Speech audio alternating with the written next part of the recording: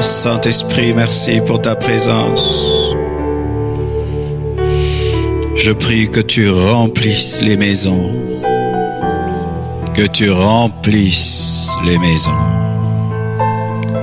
Que tu remplisses les vies. Remplis les églises. Remplis tes enfants.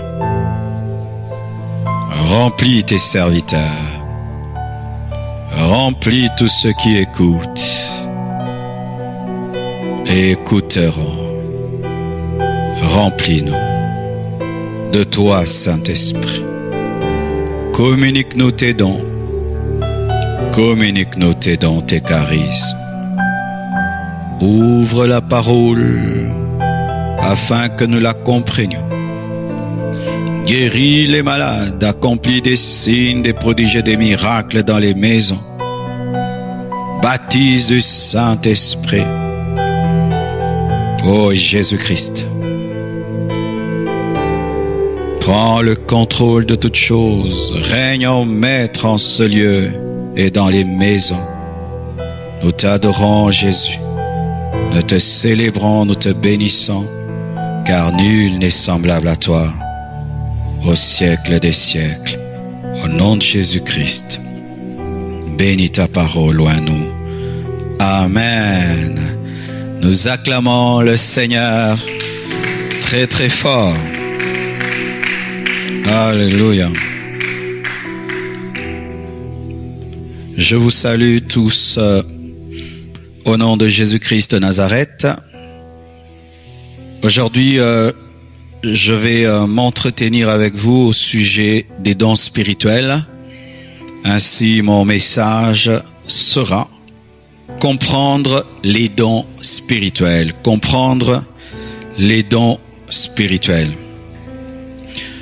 J'ai beaucoup parlé de l'eschatologie, du retour de Jésus-Christ, la marque de la bête, l'antichrist, le faux prophète, l'enlèvement, la tribulation. Je crois depuis le confinement, c'est vraiment là que nous sommes étalés.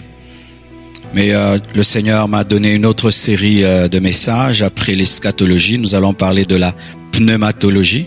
Ne soyez pas effrayés par ce terme. Donc nous allons parler du Saint-Esprit.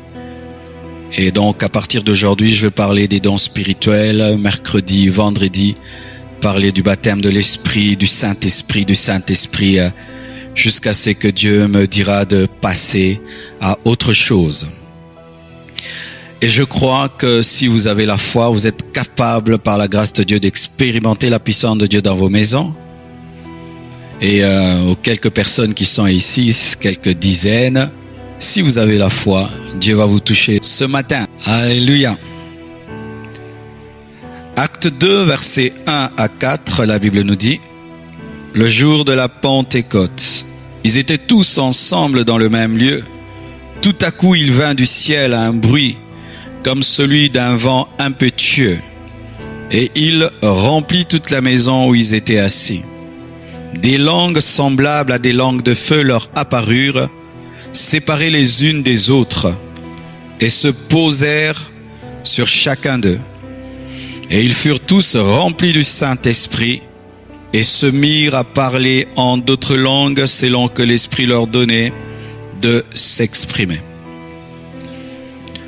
Nous sommes dans la semaine de Pentecôte, et beaucoup d'églises parleront du Saint-Esprit et parlent du Saint-Esprit. Mais vous devez savoir qu'au départ, la Pentecôte n'a pas été une fête spirituelle. En Israël, il y avait des fêtes agricoles qui devenaient des fêtes spirituelles parce que Dieu se sert du physique pour enseigner le spirituel. Et comme Israël était un peuple agriculteur, Dieu utilisait leurs fêtes afin d'enseigner ses dispensations et ses opérations. Alors depuis toujours, à la fête de Pentecôte, les Juifs célébraient la moisson, c'est-à-dire le fruit de la récolte de la sémence. Après avoir sémé, c'est qu'on récoltait. C'était une fête agricole qui célébrait la moisson. Alors comment est-ce que la fête de la Pentecôte, qui est une fête agricole, est devenue la fête du Saint-Esprit? C'est parce que l'effusion du Saint-Esprit a coïncidé avec la fête de la Pentecôte. Je donne un exemple. On a toujours fêté ton anniversaire, mettons, le 25 janvier. C'est ton anniversaire. Mais le 25 janvier, un grand homme naît. Qu'est-ce qui va se faire? Lorsqu'on va célébrer le 25 janvier, on parlera plus de sa naissance à lui que ta naissance, parce que sa naissance est supérieure à ta fête. Et ce qui fait que depuis, lorsqu'on parle de la Pentecôte, on ne parle plus d'une fête de moisson agricole, mais on parle de l'effusion de l'Esprit. Et lorsque même nous parlons de l'effusion de l'Esprit, ce n'est pas la venue du Saint-Esprit. Le Saint-Esprit n'est pas venu sur la terre le jour de la Pentecôte, parce que le Saint-Esprit est Dieu. Lorsque tu penses que le Saint-Esprit est une puissance, tu risques de croire que le Saint-Esprit est venu le jour de la Pentecôte. Le Saint-Esprit n'est pas venu sur la terre le jour de la Pentecôte. Le Saint-Esprit s'est manifesté dans l'Église le jour de la Pentecôte, parce qu'il était déjà opérationnel depuis Genèse, lors de la création. La Bible nous dit que l'Esprit de Dieu se mouvait au-dessus des eaux avant la Pentecôte. Même les révélations que Moïse a reçues, il les a reçues par le Saint-Esprit. Les prophètes qui ont servi Dieu dans l'Ancien Testament l'ont servi par le Saint-Esprit. Donc le Saint-Esprit n'est pas venu le jour de la Pentecôte, mais il s'est manifesté d'une manière plus grande et plus puissante le jour de la Pentecôte. C'est ça l'effusion de l'Esprit. Et comme je l'ai dit, le jour même que l'Église sera enlevée, le Saint-Esprit sera toujours à l'œuvre, parce que même après l'enlèvement, le Saint-Esprit va opérer dans la tribulation, parce qu'on nous dit que dans la tribulation, il y aura un réveil d'Israël, et c'est impossible qu'il y ait un réveil sans le Saint-Esprit. Le Saint-Esprit ne vient pas, il ne va pas, il est Dieu, il est omniprésent, mais dans sa manifestation, il a des opérations. Alléluia. Parce que même Jésus-Christ a été ressuscité par la puissance du Saint-Esprit avant la Pentecôte. Le ministère de Jésus-Christ, c'était un ministère par le Saint-Esprit. C'est le Saint-Esprit qui a dirigé Jésus-Christ dans le désert pour être tenté. Donc le Saint-Esprit n'est pas venu le jour de la Pentecôte, parce qu'il était déjà à l'œuvre dans le ministère de Jésus-Christ. Mais le jour de la Pentecôte, il y a eu une fusion, une grande mouvance de l'Esprit pour la naissance de l'Église. Et si on appelle cela fête de Pentecôte, c'est parce qu'il y a une coïncidence entre l'effusion de l'Esprit et la fête juive. Mais étant donné aussi que la Pentecôte est une fête de la moisson physique, spirituellement, la fête de la Pentecôte est aussi une fête de moisson spirituelle. C'est-à-dire où nous devons, au-delà de parler en d'autres langues, présenter à Dieu une moisson d'âme. Alléluia. C'est-à-dire que la vraie Pentecôte, c'est présenter à Dieu une moisson d'âme, comme en Israël, lors de la Pentecôte agricole, on présentait une moisson d'hommes. Alléluia. Et pourquoi aujourd'hui je parle des dons spirituels? Je parle des dons spirituels parce que lorsque le Saint-Esprit est venu pour la naissance de l'Église, il est venu avec des cadeaux. La Bible nous dit, le jour de la Pentecôte, ils étaient tous ensemble dans le même lieu. Tout à coup, il vint du ciel un bruit comme celui d'un vent impétueux, et il remplit toute la maison où ils étaient assis. La Bible nous dit, des langues semblables à des langues de feu leur apparurent, séparées les unes des autres, et se posèrent sur chacun d'eux. Et ils furent tous remplis du Saint-Esprit et se mirent à parler en d'autres langues. Le Saint-Esprit était venu avec des cadeaux. Il était venu avec des dons. Il était venu avec des charismes. Lorsque le Saint-Esprit vient dans ta vie, il vient avec des dons. Lorsque le Saint-Esprit vient dans une église, il vient avec des dons. Le jour de la Pentecôte, il n'y avait pas que la plénitude de l'Esprit, il y avait la manifestation des charismes, des dons spirituels. Donc, mes frères, il n'y a pas Pentecôte sans cadeau. Il n'y a pas effusion de l'Esprit sans charisme. Alléluia. Pourquoi? Parce que le Saint-Esprit est Dieu. Toutes les grandes personnalités, lorsqu'elles te visitent, elles viennent avec un cadeau. Et le Saint-Esprit, lorsqu'il te visite, il vient toujours avec des cadeaux qu'on appelle charisme. Alléluia. charisma. Et je prie que les dons spirituels soient répandus dans les églises, soient répandus dans les familles. Et là où tu es, que tu reçoives les dons spirituels, parce que le Saint-Esprit est le même hier, aujourd'hui et demain. Et s'il a opéré dans la Pentecôte, il peut opérer à la fin des temps, car il y a plus à faire à la fin des temps qu'au début de l'église. Si l'église pour naître a reçu des cadeaux, l'église avant d'être enlevée doit recevoir des cadeaux. Ainsi mes frères, l'église avant l'enlèvement doit recevoir plus que l'église à sa naissance, parce que nous avons plus que la Pentecôte. Nous avons la pluie de l'arrière-saison comme promesse, et la pluie de l'arrière-saison est supérieure à la première pluie, ce qui fait que nous devons nous attendre à plus de dons spirituels. Plus de dons spirituels, mes frères. Plus de dons, plus de dons, plus de dons. Car l'église finitive doit être plus puissante que l'église primitive. Car la fin des choses est plus glorieuse que le début des choses. Alléluia. Je vous parlerai de cette pluie de l'arrière-saison dans cette série de messages. Alléluia. Parlons un peu des dons spirituels. Je vous donne le passage principal des dons spirituels. Lorsque tu veux comprendre les dons spirituels, tu dois maîtriser 1 Corinthiens 12. Tout le chapitre, il faut maîtriser 1 Corinthiens 12, tout le chapitre. Mais je vais lire que 10 versets ou 11. La Bible dit ceci. Pour ce qui concerne les dons spirituels, je ne veux pas, frères, que vous soyez dans l'ignorance. Vous savez que lorsque vous étiez des païens, vous vous laissiez entraîner vers les idoles muettes selon que vous étiez conduits. C'est pourquoi je vous déclare que nul, s'il parle par l'Esprit de Dieu, ne dit « Jésus est anathème » et que nul ne peut dire « Jésus est le Seigneur » si ce n'est par le Saint-Esprit. Il y a diversité de dons, mais le même esprit. Diversité de ministères, mais le même Seigneur. Diversité d'opérations, mais le même Dieu qui opère tout en tout. Le Saint-Esprit donne les dons, Jésus-Christ donne les ministères, le Père donne les dispensations. Alléluia. C'est le Père qui donne la dispensation de la grâce, la dispensation de la loi, mais c'est Jésus qui donne le ministère pastoral, apostolique, doctoral, prophétique. Mais pour les dons spirituels, ce n'est pas Jésus, ce n'est pas le Père, c'est le Saint-Esprit. Ainsi, la Trinité est organisée et hiérarchisée, et il n'y a pas de rébellion, et des compétitions et des jalousies. Dites Amen. Donc lorsque tu veux les dons spirituels, va auprès du Saint-Esprit. Tu veux le ministère, va auprès de Jésus-Christ. Tu veux la grâce, va auprès du Père en Jésus-Christ.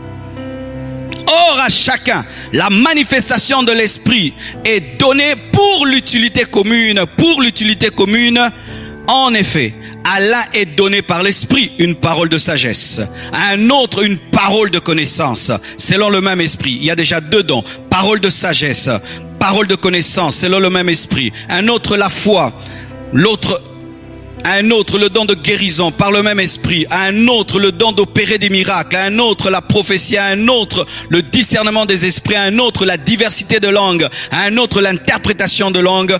Un seul et même esprit opère toutes ces choses, les distribuant à chacun en particulier comme il le veut. Le Saint-Esprit est un esprit souverain. Alléluia. Le Saint-Esprit n'est pas une puissance que tu envoies à gauche, à droite. Le Saint-Esprit est un souverain. Alléluia. Le Saint-Esprit, ce n'est pas le feu, mais il donne le feu. Le Saint-Esprit, ce n'est pas l'huile, mais peut opérer dans l'huile. Le Saint-Esprit n'est pas une colombe, mais peut prendre la forme d'une colombe le jour du baptême de Jésus. Le Saint-Esprit est une personne. C'est pourquoi on ne parle pas d'un esprit. Le Saint-Esprit est une personne. Alléluia. C'est une personne omnipotente, omniprésente, omnisciente, souveraine, selon qui le veut. Tu ne peux recevoir les dons du Saint-Esprit sans respecter le Saint-Esprit. C'est pourquoi beaucoup de chrétiens n'opèrent pas dans les dons du Saint-Esprit, parce qu'ils pensent que le Saint-Esprit est une chose, est une puissance et de l'électricité. C'est une personne, car c'est seulement une personne qui donne des cadeaux. Une puissance ne donne pas des cadeaux. Alléluia. Alors mes frères et sœurs, 1 Corinthiens 13 verset 1 à 2, la Bible nous dit: quand quand je parlerai les langues des hommes et des anges, si je n'ai pas la charité, je suis un airain qui résonne ou une cymbale qui retentit. Et quand j'aurai le don de prophétie, la science de tous les mystères et toute la connaissance, quand j'aurai même toute la foi jusqu'à transporter des montagnes, si je n'ai pas la charité, je ne suis rien. Nous parlerons de tout ça. Entrons en profondeur. Quelle est la définition des dons spirituels? Les dons spirituels sont des manifestations du Saint-Esprit. Il n'y a pas de don spirituel sans manifestation du Saint-Esprit. Lorsqu'une église s'oppose à la manifestation du Saint-Esprit, elle s'oppose aussi aux dons spirituels. Cher pasteur, lorsque tu ne veux pas qu'il y ait des manifestations de l'esprit dans ton assemblée, sache que tu es en train de combattre l'action des dons spirituels parce qu'il faut manifestation pour qu'il y ait charisme. Ainsi, des fois, lorsque nous voulons que toujours les églises soient ordonnées, qu'on chante calmement, qu'on prêche calmement, qu'on prie calmement, et que tout soit toujours comme le programme l'a demandé, rarement il y aura la manifestation de l'esprit. Il faut laisser l'esprit de Dieu se mouvoir pour que les charismes se manifestent, parce que c'est dans la manifestation de l'esprit que l'esprit de Dieu donne les dons, car les dons spirituels sont des manifestations de l'esprit. Et lorsqu'on parle de manifestation, c'est quoi? C'est l'expression de celui qui est déjà. C'est-à-dire que le Saint-Esprit peut être là, mais vous ne vivez pas sa manifestation parce que vous ne permettez pas celui qui est de se manifester. Donc il faut d'abord que l'Esprit Saint soit pour que les dons soient. Ainsi, il ne faut pas courir d'abord vers les dons, il faut courir vers le donateur, car ce sont des manifestations de celui qui est. Donc, tu ne peux avoir les dons spirituels sans avoir le Saint-Esprit, car les dons spirituels sont des manifestations du Saint-Esprit. Je ne peux me manifester à un endroit que si j'y suis. Mais je peux y être sans me manifester si on ne me permet pas de parler.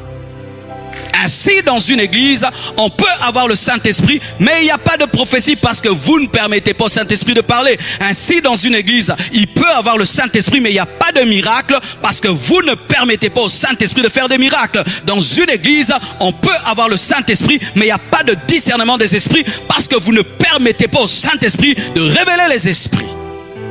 Une chose est d'avoir le Saint-Esprit, une chose est de le permettre de se manifester. Les dons spirituels sont des manifestations du Saint-Esprit. Et en grec, ils sont appelés charisma. Que veut dire charisme en grec? En grec, c'est charisma, c'est don, c'est grâce, c'est faveur accordée par Dieu. Ainsi, lorsque tu maîtrises le terme grec charisma, tu ne peux pas t'enfler d'avoir un don.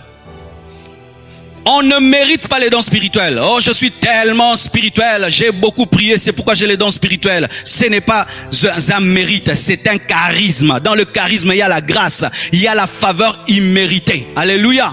Et ainsi même, il n'y a pas de dons spirituels génétiques parce que le don ne se transmet pas par le sang, mais se transmet par la grâce divine.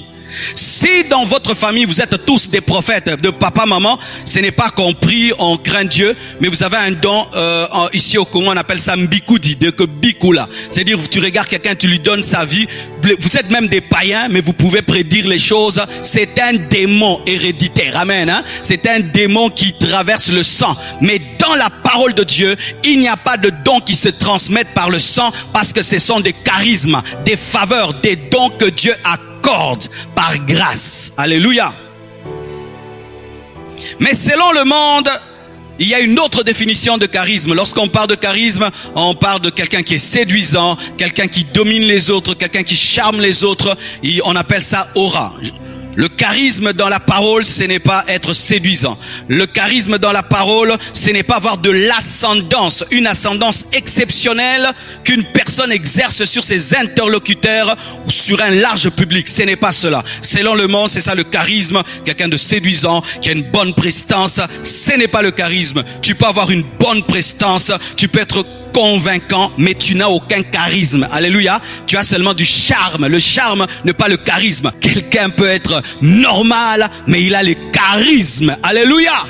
Mais selon le monde, le charisme, c'est l'orgueil quand tu es fier. C'est pourquoi certains dans l'église, au lieu d'avoir les dons, ils ont l'orgueil. Ne cherche pas le charisme selon le monde et le charismes que donne le Saint-Esprit. Et quiconque réellement est conscient qu'il a reçu les charismes est humble parce que tu sais que tu ne l'as pas mérité. On ne mérite pas les dons. C'est pourquoi lorsque tu as un don spirituel, ne pense jamais que tu es supérieur aux autres. Moi, je prophétise. Moi, je donne des paroles de connaissance. Tu ne les mérites pas. Moi, je suis plus spirituel que toi. Non. Les dons spirituels ne sont pas les signes de la maturité. Ce sont les fruits. C'est le fruit de l'esprit qui est le signe de la maturité. Car tu peux avoir des grands dons, mais un petit caractère comme Samson. Samson, c'est un homme qui a un grand don, mais qui a un petit caractère. Les dons spirituels ne sont pas les signes de la maturité, mais les dons spirituels sont le signe de la grâce, mais c'est le caractère, le fruit de l'esprit, l'amour, l'humilité, la douceur. Ça, c'est la maturité. Mais prophétiser, faire des miracles, ce n'est pas la maturité. C'est bien et ce n'est pas bien.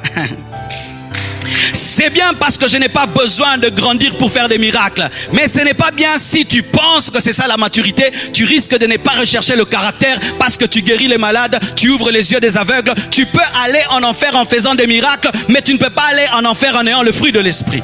Ce qui fait que le fruit de l'esprit est plus important que les dons spirituels. C'est pourquoi sur la robe du sacrificateur, il y avait des clochettes et des grenades. Et les grenades symbolisent les fruits et les clochettes symbolisent les dons du Saint-Esprit. Mais la Bible révèle que les grenades, qui ne faisaient pas beaucoup de bruit, avaient plus de valeur, pesaient plus, avaient plus de valeur que les clochettes. Car le caractère, le fruit de l'esprit est plus important que les manifestations de l'esprit.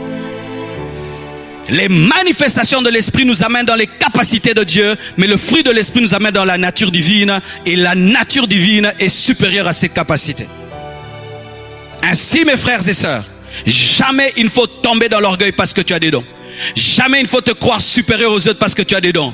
Les dons, ce n'est pas la maturité, c'est une grâce divine. Ce n'est pas la preuve que tu connais, mais c'est la preuve que Dieu t'a fait grâce. Samson n'était pas l'homme le plus spirituel d'Israël. Je pense même que c'était l'un des plus profanes. Mais voyez les miracles qu'il faisait. Il déchirait les lions. Mais c'était un impudique, mais déchirant les lions. Impudique déchirant les lions. Alléluia. Alors mes frères et sœurs, voici. Pour comprendre les dons spirituels, il faut les subdiviser en 3 parties. Quand nous avons lu 1 Corinthiens 12, vous avez vu qu'il y a eu 9 dons. 9 dons. Parmi les 9 dons, il y a premièrement les dons vocaux. Vous voyez, vocaux, vocal, voix. C'est-à-dire les dons qui opèrent par la voix. C'est-à-dire que si tu ne parles pas, tu ne peux pas opérer dans ces dons, les dons vocaux. Dans les dons vocaux, il y a le don de diversité de langue, le don d'interprétation de langue et le don de prophétie. Répétez, les dons vocaux, il y a le don de diversité de langue, le don d'interprétation de langue et le don de prophétie. Et puis il y a les dons de révélation qui sont encore à 3 dons de révélation. Le don de parole de connaissance, le don de parole de sagesse et le don de discernement des esprits, des dons de révélation. Et puis il y a encore 3 dons de puissance, le don de guérison, le don des guérisons, précision, le don de miracles et le don de foi. Les dons vocaux révèlent que Dieu parle, qu'il n'est pas une idole muette, comme l'a dit Paul. Parce que lorsque Paul présente les dons, il veut révéler une chose, une différence entre les idoles et Dieu. Parce que les idoles ont des bouches et ne parlent pas. Les idoles ont des yeux et ne voient pas. Les idoles ont des oreilles mais n'entendent pas. Et les dons spirituels sont là pour prouver que Dieu a une bouche et il parle, il a des yeux et il voit, et il a des oreilles et il entend. Les dons de puissance démontrent que Dieu a des oreilles et il a une main. Alléluia. Les dons de révélation démontrent que Dieu a des yeux. Et les dons vocaux démontrent que Dieu a une bouche. Différemment des statues qui sont là, on parle devant, il dit rien, mais notre Dieu parle, notre Dieu révèle, notre Dieu agit. Je répète, notre Dieu parle, notre Dieu révèle, notre Dieu agit, notre Dieu entend. Pourquoi? C'est un Dieu vivant, il n'est pas une idole. Alléluia. Donc les dons spirituels sont communiqués à l'église pour révéler que Dieu est vivant. Les dons spirituels sont communiqués à l'église pour révéler une chose, que Dieu n'est pas une idole. Donc, là où les dons spirituels n'opèrent pas, on peut croire que Dieu est une idole. Parce que ce qui est vivant, celui qui est vivant parle, celui qui est vivant agit, celui qui est vivant voit, celui qui est vivant entend. Ainsi, s'opposer aux dons spirituels, c'est amener l'Église à croire que Dieu est comme une idole. C'est Paul qui le dit. Alors parlons des dons vocaux. Je commence par le premier. La diversité de langues. Voici, il y a une différence entre la diversité de langues et la langue pour prier. Souvent, il y a des confusions à ce sujet. La langue qu'on utilise quand on prie, qu'on a reçu le jour du baptême dans le Saint-Esprit, n'est pas un don de diversité de langue. Cette langue que tu as reçue le jour de ton baptême dans le Saint-Esprit, c'est une langue qui te permet de prier, d'adorer et de louer. Mais quand on parle d'un don de diversité de langue, c'est un don qui contient un message. Les langues que nous avons reçues le jour du baptême dans le Saint-Esprit, ce sont des langues pour prier, pour adorer. Ce qui fait que ces langues-là ne nécessitent pas l'interprétation parce qu'on n'a pas besoin d'interpréter les prières des gens, c'est leur intimité avec Dieu. Mais lorsque quelqu'un a un message en langue, ce n'est plus la langue signe du baptême dans le Saint-Esprit, ça devient un don de diversité de langue parce qu'il y a un message. Et cela nécessite automatiquement l'action du don d'interprétation, car un message qui n'est pas compris ne sert à rien. Alléluia. C'est pourquoi tu dois savoir quand est-ce que tu opères dans la langue prière et quand est-ce que tu opères dans la langue message. La langue message, la langue prière, une fois que tu l'as, tu peux la prier tout le temps.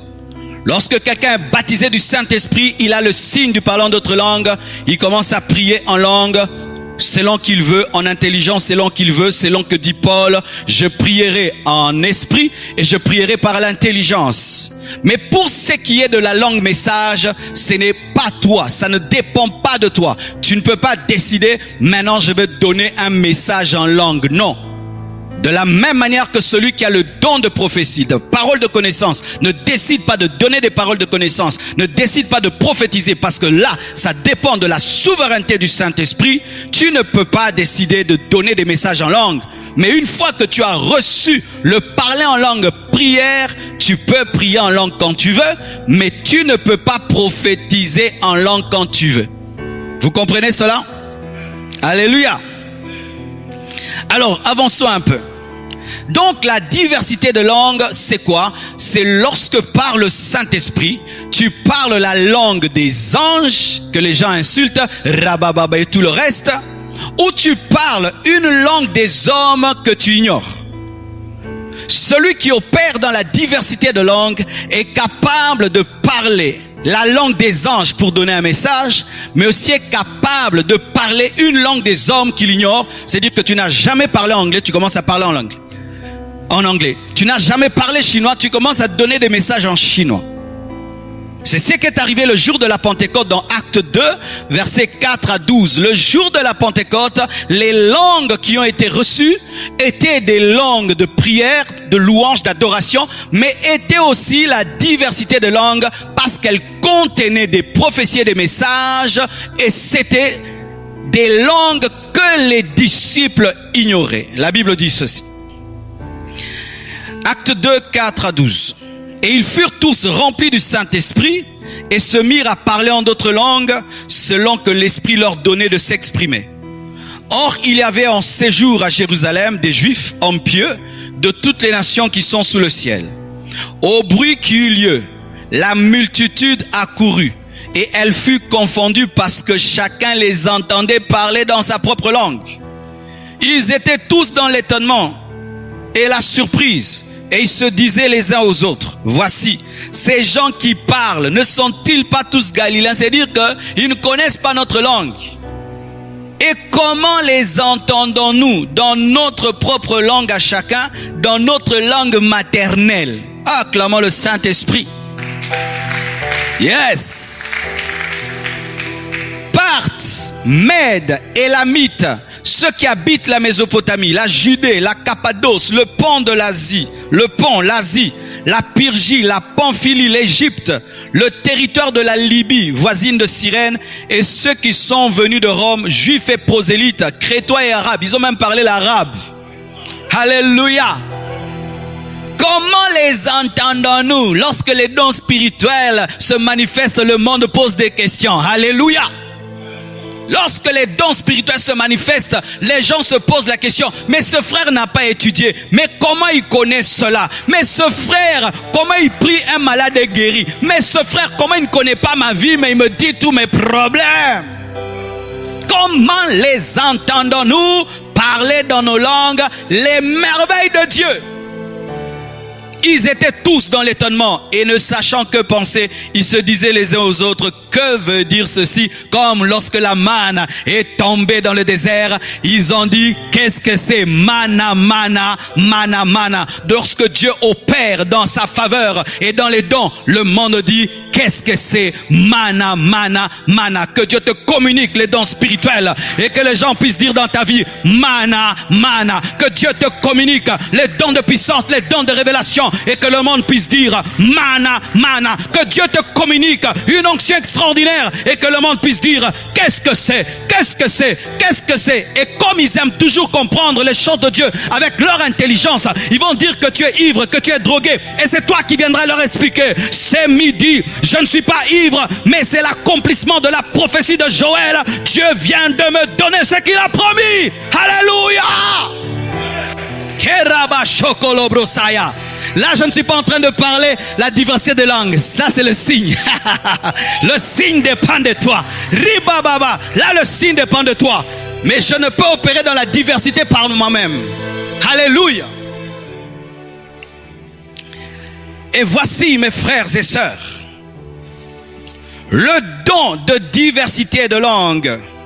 Lorsque quelqu'un parle la diversité de langues, langue des anges, il faut que quelqu'un aussi reçoive un autre don. Ce sont deux dons jumeaux, parce que certains dons fonctionnent toujours ensemble. Si tu as le don de diversité de langue, tu dois demander le don d'interprétation de langue. Et si tu n'as pas, demande que Dieu donne à quelqu'un pour que ta prophétie ait du sens. Sinon, ce serait comme un barbare qui a parlé. Mais si quelqu'un parle, mettons, je vais quelque part, je ne connais pas l'anglais, et puis je commence à prophétiser en anglais. Celui qui ne connaît pas l'anglais peut interpréter mon anglais par l'esprit. Mais celui qui connaît l'anglais ne va pas interpréter par l'esprit, il va interpréter par l'intelligence. Ce qui fait que dans la chambre haute, si les Mèdes et les Crétois n'étaient pas venus, le don d'interprétation allait permettre aux apôtres de savoir ce qui était dit parce qu'ils disaient ce qu'ils ne connaissaient pas. Mais la foule qui est venue n'a pas entendu par le don, mais entendu par l'intelligence. Donc, le don d'interprétation, plutôt le don de diversité de langue, peut être utilisé aussi dans l'évangélisation. C'est-à-dire, tu vas en URSS, tu te retrouves devant une foule et personne n'est là pour t'interpréter. Tu entres en esprit et tu demandes à Dieu de te communiquer le don de diversité de langue et puis tu commences à prêcher. Ce sont des choses qui sont arrivées dans la vie de plusieurs missionnaires qui se sont retrouvés dans des contrées où on ne parlait pas leur langue.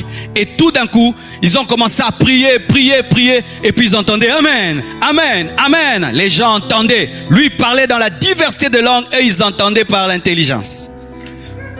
Zamba zama yele. En français, Dieu est intelligent. Amen. Alors parlons du don d'interprétation de langue. Le don d'interprétation de langue est un don vocal qui n'est pas une traduction de la langue, mais qui est plutôt l'interprétation. Il y a une différence entre un traducteur et un interprète. Un traducteur, il dit mot à mot ce que tu dis. Quand je fais une traduction, mettons, d'un livre en français et je le mets en anglais, chaque mot doit être traduit. Mais un interprète n'est pas un traducteur, il donne seulement le résumé de la phrase. Pourquoi j'explique ça? Parce que souvent nous pensons qu'il y a un don de traduction de langue, alors qu'il y a un don d'interprétation de langue. Ce qui fait qu'une diversité de langues peut être longue, mais l'interprétation est courte. Quelqu'un peut parler en d'autres langues pendant 30 minutes, en diversité de langues pendant 30 minutes, il donne un message de 30 minutes, et lorsque quelqu'un se lève pour donner l'interprétation, il interprète pendant 5 minutes. Et vous allez dire, oh, mais comment le message a duré, mais toi, ton interprétation n'a pas duré. Mais parce que c'est l'interprétation, ce n'est pas la traduction. Alléluia. Et des fois même, le message peut être court, mais l'interprétation est longue parce que c'est l'interprétation. Vous voyez, des fois, quand je prêche avec mon frère Braun, des fois j'ai des longues phrases, il a des courtes phrases. Des fois j'ai des courtes phrases, il a des longues phrases. Parce que ce n'est pas la traduction, c'est l'interprétation. Et comment cela arrive? Il peut se faire que tu es en train de parler dans la diversité de langues, et pendant que tu parles la diversité de langues, dans ton esprit, tu reçois les mots en français ou en lingala. Ou quelqu'un d'autre peut être en train de parler dans la diversité de langues, et toi là où tu es, tu n'es pas lui, tu entends ce qu'il dit, mais dans une langue que toi tu connais. Et je vous assure, les dons de diversité de langues et d'interprétation opèrent dans les églises, mais souvent les gens ne croient pas. Ils disent, ce sont mes pensées. Ça doit être ma pensée. Ça doit être ma pensée. Comment pendant que le frère est en train de parler en langue, moi j'entends d'autres choses? Non, c'est le don d'interprétation qui opère. Alléluia. Mais l'idéal, lorsqu'on a le don de diversité de langues, c'est mieux que toi-même tu aies l'interprétation, parce que des fois tu peux être dans un endroit, tu as donné un message en langue, mais tout le monde est distrait, les gens ont peur, ils ne croient pas, et puis le message ne va pas passer, et là il faut s'asseoir. Et là encore, lorsque une assemblée est en train de prier, en général nous sommes à 1000, tout le monde prie, tout le monde peut faire la prière en langue. Mais lorsque tout le monde est calme et toi tu commences à parler fort, là ce n'est plus la prière, c'est un message. Là nous allons nous taire, nous attendons que tu interprètes. Et si tu n'interprètes pas, tu t'assieds. Pourquoi? Tu es comme un barbare qui dit des choses bonnes, mais nous n'entendons pas et nous ne savons pas dire amen en une prière que nous n'avons pas entendue. C'est pourquoi lorsqu'on tient le micro et tu as emporté en langue, n'oublie pas d'interpréter. Et si l'interprétation ne vient pas, parle en français, parle en lingala. Tu es en train de chanter et puis tu commences à parler en langue, n'oublie pas d'interpréter. Si tu n'as pas l'interprétation, arrête de parler en langue au micro, commence à parler en français, en lingala pour qu'on entende. C'est ce que Paul dit. Je préfère quelques paroles dans l'intelligence que 1000 paroles en langue lorsque les autres ne comprendront pas. Si je me retrouve face à des hommes qui n'ont pas l'interprétation et je parle en langue et en langue et en langue, ils vont pas dire amen. Je préfère dire quelques paroles dans l'intelligence que beaucoup de paroles en esprit. Alléluia. Et cela révèle encore que l'esprit du prophète est soumis au prophète. Certaines personnes, lorsqu'elles sont prises par un parlant en langue, parlent en langue, l'église est calme, on attend. Et puis on dit, frère, tais-toi, parce qu'on ne comprend pas. Oh non, ce n'est pas moi, c'est l'esprit qui me pousse. Non, Paul dit qu'il se taise. Pourquoi? L'esprit du prophète est soumis au prophète, sinon il y aura le désordre dans l'église, des gens qui parlent en langue, pas d'interprétation, ça crée un désordre. C'est vrai, dans nos églises de réveil, on pense que quand on fait ça, ça fait vraiment le feu. Mais si on est biblique, on peut parler tous en langue dans l'église quand on prie, mais quand le peuple de Dieu est calme et tu commences à parler en langue, si tu dures, interprète. Sinon, tais-toi, sinon tu vas distraire le peuple de Dieu. Et ce sera, c'est vrai, puissance spirituelle, mais personne ne peut dire amen parce qu'on ne comprend pas. Alléluia. Je donne le passage d'ailleurs. La Bible dit ceci. 1 Corinthiens 14, verset 1 à... Ah, c'est long, ouais, on va le lire. Recherchez la charité, aspirez aux dons spirituels, mais surtout à celui de prophétie. En effet, celui qui parle en langue ne parle pas aux hommes, mais à Dieu, car personne ne le comprend. Et c'est en esprit qu'il dit des mystères. Celui qui prophétise, au contraire, parle aux hommes, les édifie, les exhorte et les console. Donc, Paul est en train de placer la prophétie au-dessus de la diversité de langues. Quelqu'un qui prophétise est supérieur à celui qui parle la diversité de langues. Parce que dans la diversité de langues, on ne sait pas ce que tu dis, mais tu dis des mystères. Quand est-ce que la diversité de langues est égale à la prophétie? C'est lorsqu'il y a l'interprétation. Et là, maintenant, ça devient utile. Sinon, ça te bénit seulement toi-même. Celui qui prophétise, au contraire, parle aux hommes et les édifie, les exhorte, les console. Celui qui parle en langue s'édifie lui-même. Celui qui prophétise édifie l'église. Je désire que vous parliez tous en langue. On n'est pas contre la langue. Il faut parler tout le monde en langue pour prier, pour adorer, pour louer. Mais quand tu veux t'adresser au peuple de Dieu, interprète ou parle dans l'intelligence. Alléluia. Je désire que vous parliez tous en langue, mais encore plus que vous prophétisiez. Celui qui prophétise est plus grand que celui qui parle en langue, à moins que ce dernier n'interprète, pour que l'église en reçoive l'édification. C'est-à-dire quoi? Tout ce qu'on fait à l'église qui n'édifie pas ne sert à rien. Tout ce qu'on fait à l'église qui n'édifie pas ne sert à rien, parce que nous n'allons pas à l'église pour que les gens se livrent en spectacle spirituel montrant leur charisme. Non, à l'église on vient pour être édifié. Si quelque chose se fait et personne n'est édifié, ça ne sert à rien. Alléluia. Et maintenant, frères, de quelle utilité vous serais-je si je venais à vous parlant en langue, et si je ne vous parlais pas par révélation ou par connaissance ou par prophétie ou par doctrine? Si les objets inanimés qui rendent un son comme une flûte ou une harpe ne rendent pas des sons distincts, comment reconnaîtra-t-on ce qui est joué sur la flûte ou la harpe? Comme mon frère là, il commence à jouer parce que lui se sent bien. Est-ce qu'on va dire c'est beau? Ça devient beau lorsque c'est compréhensible. Et quand tu parles en langue, tu parles. Tu ne t'occupes pas des gens qui sont là. Soit c'est toi, ma langue, je parle. Mais eux ne sont pas édifiés. Tu es comme un piano désaccordé. C'est seulement quand tu commences à dire ainsi parle le Seigneur, ainsi parle le Seigneur, que l'église commence à dire Amen. Alléluia. Et la Bible dit ceci: et si la trompette rend un son confus, qui se préparera au combat? Tu reçois un message qui nous dit faites attention, il y a un grand combat demain. Mais toi tu parles en langue.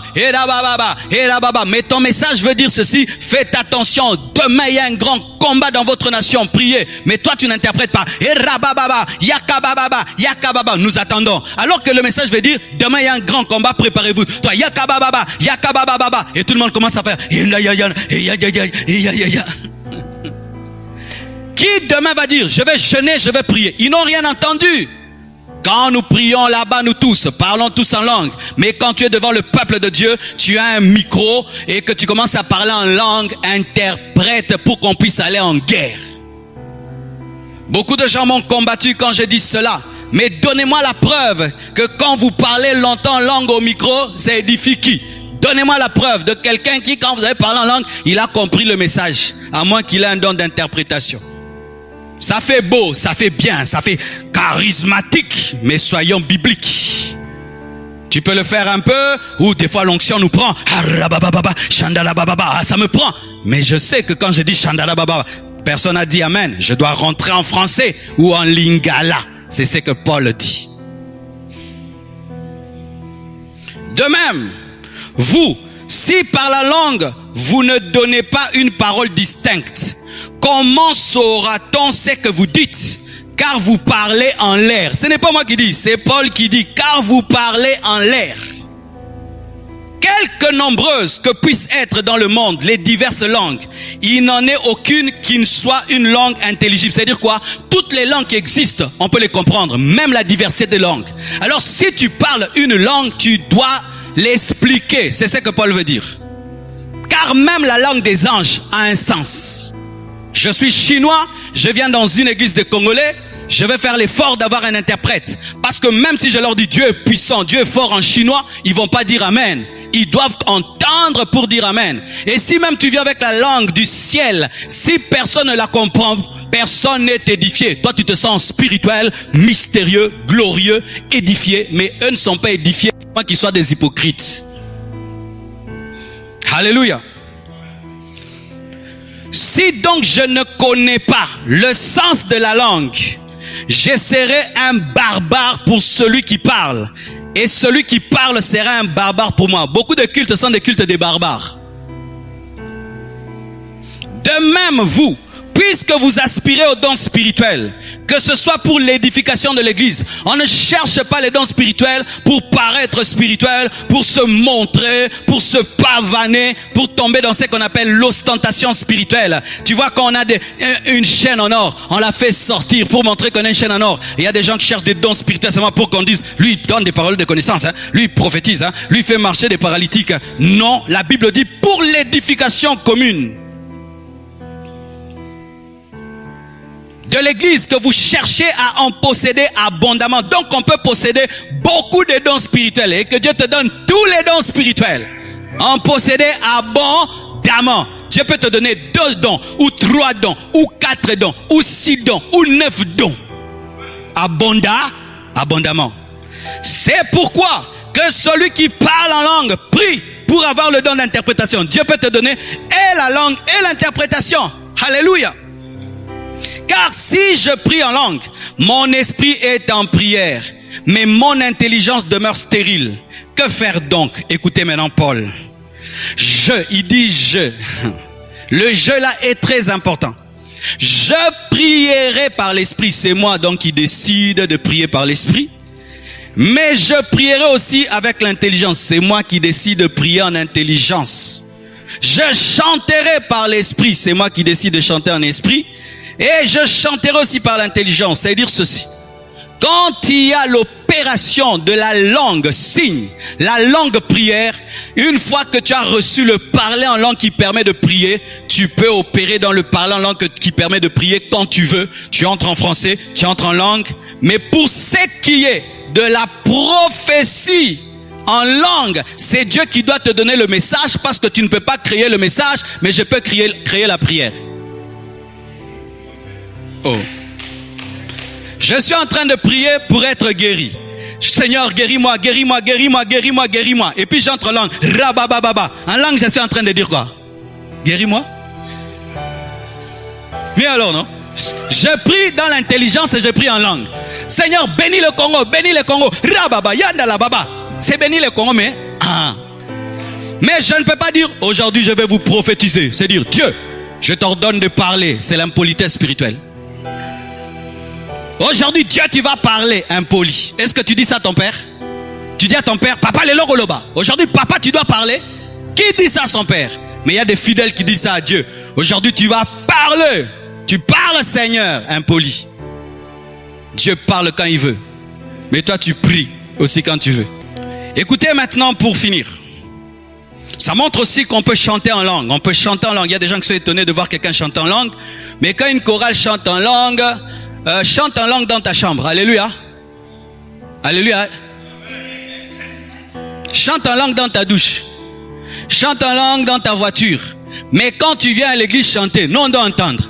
Parce que si tu dis je sens que c'est bien, mais je ne sais pas ce que tu dis. Qui entend quand quelqu'un chante en langue? Personne.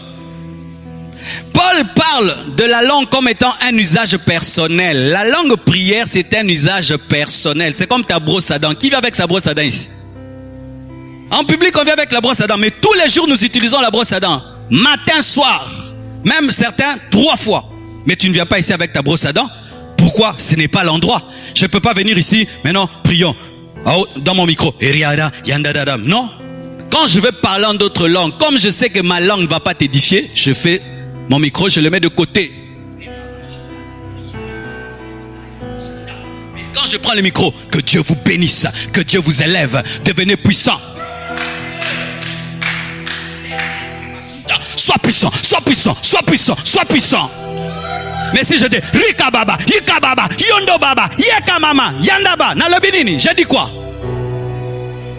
Mais si je dis Riba Baba, ainsi parle le Seigneur t'élève. Ah, ou là je dis Amen. Quand il y a l'interprétation, je dis Amen. Quand il n'y a pas d'interprétation, tu parais seulement spirituel et ouin. C'est pour toi-même, fais ça dans la chambre. Je sens des combats, j'assume ça. Présentez-moi des versets qui prouvent le contraire. Ah oui, nous devons prêcher la vérité. Alléluia. Pas prêcher nos habitudes. Moi aussi je faisais tout ça, vous me connaissez, non? J'étais d'ailleurs terrible en ça. Terrible. J'oubliais même l'église. Tu vois un papa qui est venu à l'église, il regarde. On chante en langue avec toute l'église. Le nouveau venu là, il nous regarde. Et puis il revient plus jamais. Que je vienne dans votre église où vous chantez des choses que je n'entends pas. Fais ça dans ta chambre. Fais ça quand tu es assis là avec tout le monde. Mais quand tu es là devant pour bénir les gens, pour exercer un ministère, fais comme Paul. Fais de ton mieux d'édifier les gens dans tout ce que tu diras. N'est-ce pas que si tu parles anglais et tu parles français, tu parles anglais et français, tu vas dans un endroit où les gens ne connaissent pas l'anglais. Est-ce que tu vas parler anglais? Tu vas parler que français. Pourquoi? Tu n'aimerais pas qu'une seule de tes paroles ne soit pas comprise. Mais pourquoi alors? Je parle français et je parle la langue. J'arrive à un endroit, je sais que ce sont des francophones. Vous comprenez ça? Ça paraît spirituel. C'est une habitude dans les églises de réveil. Mais il n'y a aucun fondement biblique. Alors la Bible dit ceci. Autrement, si tu rends grâce par l'Esprit, comment celui qui est dans le rang, dans les bancs de l'homme, du peuple, répondra-t-il Amen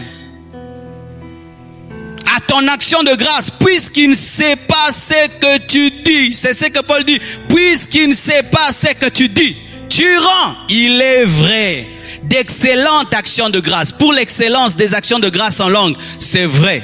Mais l'autre n'est pas édifié. C'est clair, n'est-ce pas? C'est clair. Parlons de la prophétie. Je vous ai parlé du premier don, le don de diversité de langue, le don d'interprétation de langue, et je crois que je vais finir aujourd'hui avec le don de prophétie, et je vais continuer mercredi, vendredi avec les autres dons. Alléluia. Je m'arrête avec la prophétie et nous allons continuer le mercredi et le vendredi. La prophétie. Voici encore un détail, une précision pour la prophétie. Souvent dans nos églises de réveil, on appelle prophétie parole de connaissance. Non, la prophétie ce n'est pas la parole de connaissance. Basiquement, la prophétie n'est pas d'abord un don de révélation. La prophétie est d'abord un don vocal qui a comme but, selon 1 Corinthiens 14, verset 3, celui qui prophétise au contraire parle aux hommes. Donc quelqu'un qui parle de la part de Dieu aux hommes, il prophétise. Les édifie, quelqu'un qui parle de la part de Dieu aux hommes pour les édifier, les exhorte pour les exhorter, les consoler, il a prophétisé. Comme là je prophétise. Quiconque parle de la part de Dieu, rempli du Saint-Esprit, il ouvre sa bouche et console, exhorte, édifie, il prophétise. C'est l'un des dons qui sont les plus courants mais que les gens n'aiment pas. Pourquoi? On a compliqué le don de prophétie en faisant du don de prophétie un don de révélation. Alors si quelqu'un te dit, le Seigneur me parle, il me dit, prends courage, il t'aime, il te fortifie. Tu dis, ah, ça c'est quel genre de prophétie? Tu n'as pas donné le nom de ma mère, ni l'adresse, ni mon nom du village. Ça c'est pas la prophétie, non? La prophétie exhorte, console, édifie. La prophétie peut te dire, le Seigneur me dit que tu dois prier davantage. Tu dois te relever dans la prière. Et si tu persévères, tu verras sa gloire. C'est une prophétie, même s'il n'y a pas le nom et l'adresse et la couleur de la porte de la maison. Amen.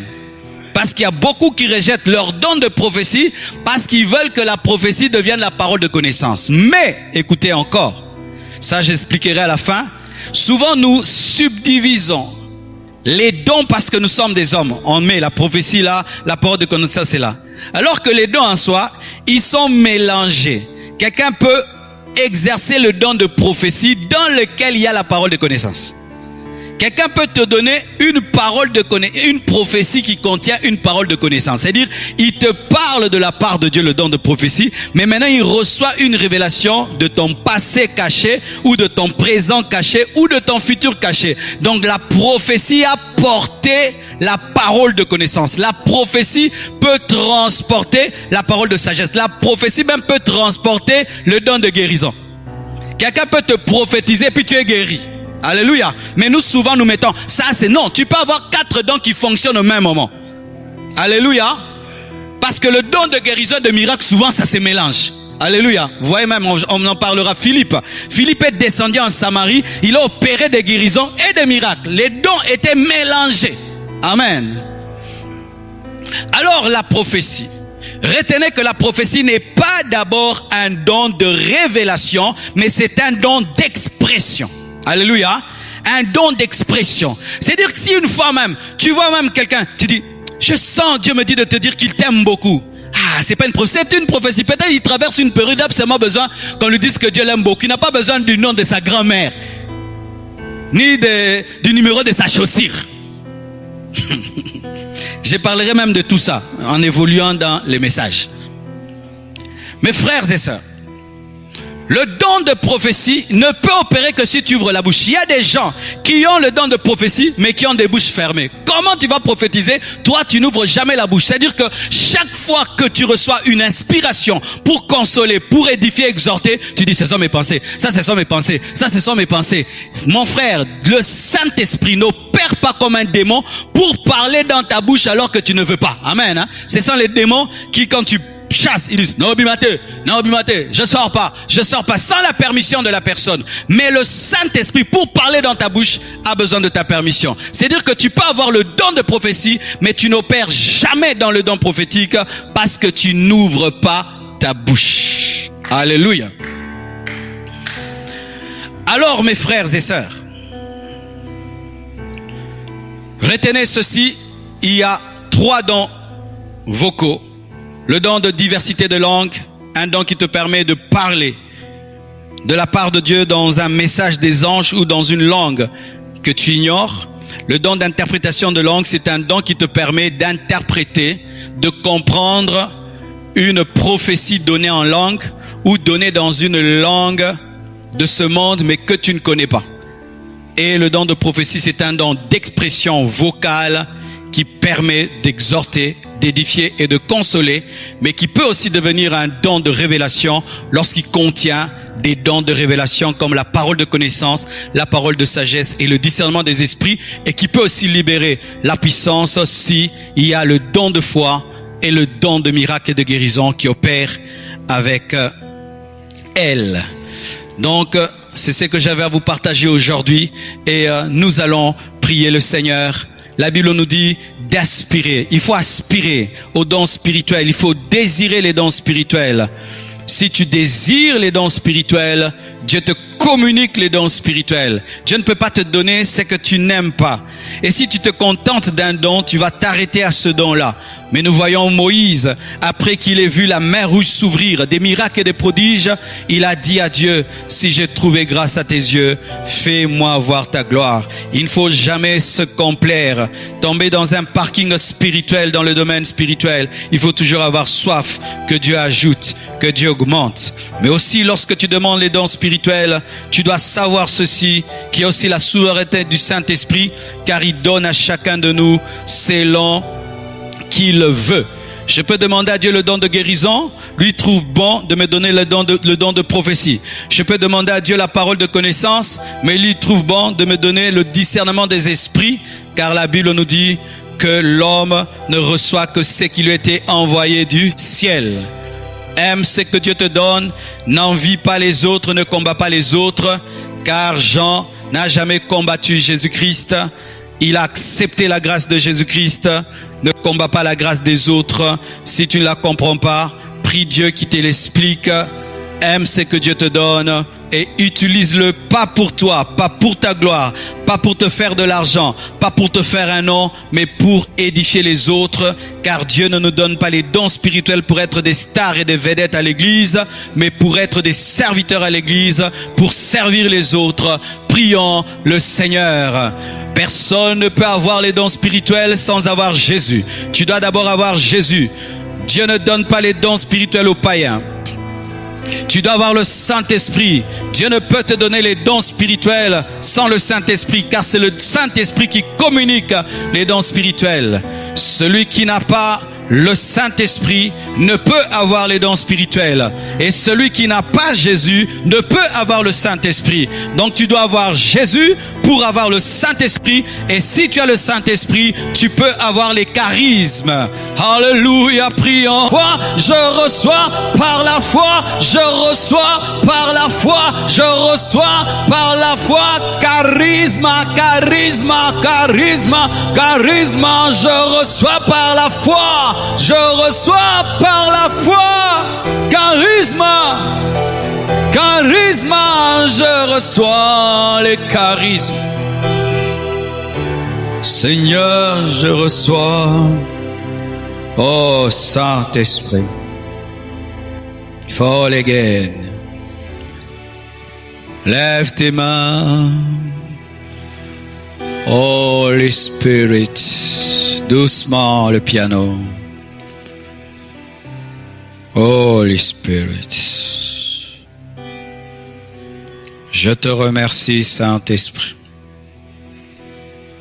pour ta présence en ce lieu.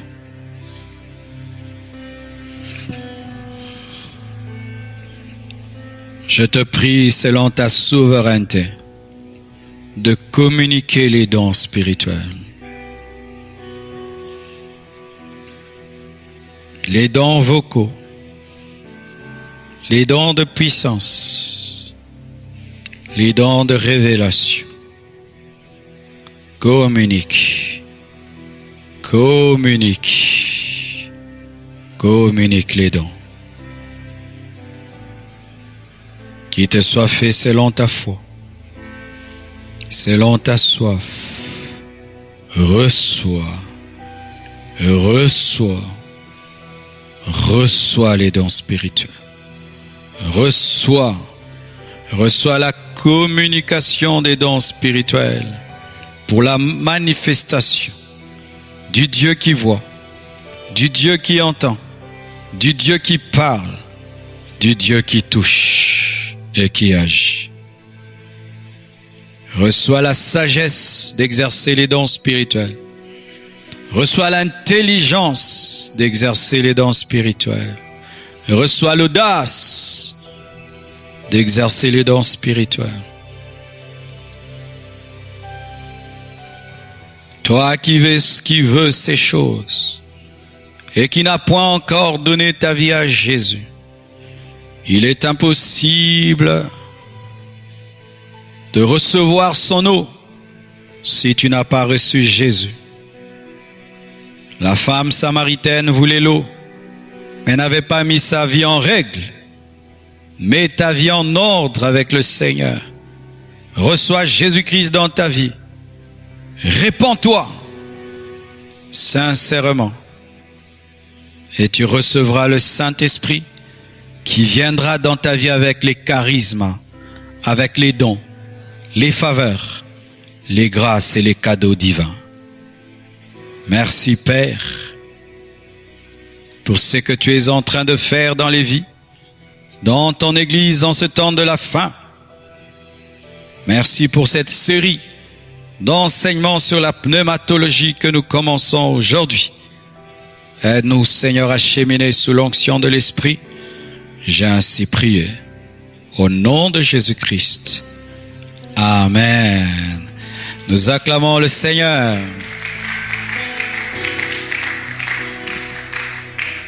Que Dieu vous bénisse abondamment. Donc, le mercredi et le vendredi, nous allons continuer avec les dons de révélation.